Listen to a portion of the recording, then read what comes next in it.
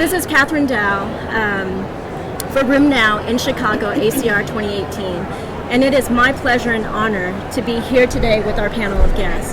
We have Dr. Marcela Ferrada from the NIH. We also have Nancy Linn and her brother Michael Linn.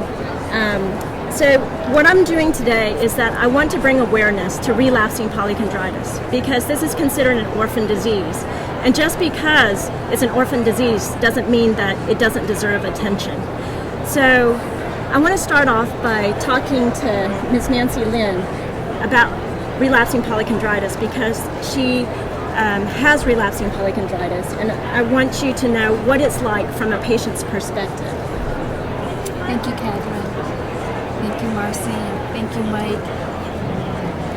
I have relapsing polychondritis, and it is something that was very hard to diagnose. It took several years to diagnose, and my background is I am an RN, and I'm also into education, and even though I had the opportunity to go to many different places and great quality doctors, it took a long time to diagnose, and the disease progressed, and it has a lot of different symptoms. So the pain in my nose, the pain in my ears, and my joints, and my shortness of breath. Fortunately, I was able to go to see Marcela Ferrada at the National Institute of Health, and I have been able to have an ongoing relationship with Marcy to get some treatment for the right for the time being. I know that this is a progressive disease. However, I am pushing for more research and am working with the Relapsing Polychondritis Awareness and Support Foundation and Race for RP to collaborate together. We have a Race for RP.org Facebook page, Instagram, and we're doing everything that we can to collaborate with other researchers as well to help relapsing polychondritis patients. We work with ARDA, the American Autoimmune Related Disease Association, because if we can find the pathway for one of these autoimmune diseases, it will help all of the autoimmune diseases, and there's several autoimmune diseases, and relapsing polychondritis is rare, but we think it's underdiagnosed, and we want to continue to push so that is more better treatment and better outcomes and a biomarker. We really appreciate being here at ACR in wonderful Chicago in this beautiful facility and a beautiful, beautiful day. Thank you, everybody. Thank you for all you're doing and all you're doing and all you're doing, Mike. And I mean, Nancy, you've had such huge support from your family, from your friends. I mean, there are some patients who may not have the resources or the support. And I mean, I'm so glad you're here with us, Mike. And can you tell me a little bit about, from your perspective, on how, things have affected Nancy?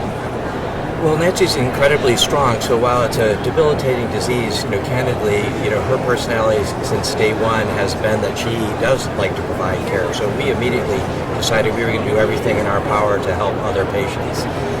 So while it is a challenge, if you want to make friends, the autoimmune disease area is someplace that you can bond quickly.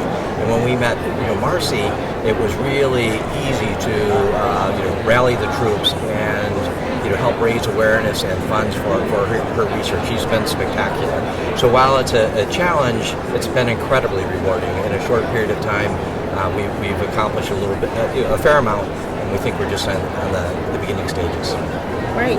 Now, speaking of Dr. Ferrada, as you may be aware, she's the 2018 Distinguished Fellow ACR recipient for award. Yes. And so, Dr. Ferrada, can you tell me a little bit about what's going on in your research and what has been done, what we need to do, and shed some light on that? Absolutely. So I was diagnosed with relapsing polychondritis 3 years ago, and that is when I decided to become a rheumatologist, so I could have the knowledge to be able to take care of these patients. After I decided to do that, we also decided to create a program from scratch to study patients in the proper way with relapsing polychondritis. So we started this project in 2016. For the past 2 years, we have seen 84 patients, evaluated 84 patients with relapsing polychondritis. 78 of them have confirmed relapsing polychondritis, and what we do is a prospective study where patients get an extensive clinical and research evaluation. They come to NIH for 3 days, and they will have dynamic CT scan, ENT, ophthalmology, all the clinical necessary tests to assess the disease activity of the disease. We also collect blood samples for research, and then what we're planning to do is, and the reason that we're doing this is because we want to have a better understanding of the disease and classify the disease properly accordingly to the different phenotypic characteristics and human immunology attached to that, and that is going to help us find proper treatments. Now, in terms of what are the priority projects and how we're going to tackle this, because there's so many issues, right? This disease was first described in 1923, and for more than 90 years, nobody has studied this disease properly. So because of that, we do not have classification criteria, treatment algorithms, or anything to help patient care. So we have created an international multidisciplinary group that include members from Europe, Japan, Asia, North America, and then we have proposed classification criteria to the ACR and Euler, and we have to wait if they're going to support us with this project and endorse this classification criteria. So we have 18 centers that are going to be willing to work with this, but this group is not only going to be for the classification criteria, it's also going to be to develop treatment algorithms and management. So it's multidisciplinary and include ENT, interventional pulmonologists, adult and pediatric rheumatologists, ophthalmologists, dermatologists, and we all want to work together to move this field forward. That is so important. Do you feel like you have enough help right now? Oh, I have been extremely lucky. I just can say more like good things about NIH. The only thing that I had felt when I joined that institute was welcoming and support. And not only support from NIH, but from other institutions, and we're working together as a team. So Race for RP and the Relapsing Polychondritis Foundation are extremely supportive, and I think that this is very important for the patients, right, and for research overall.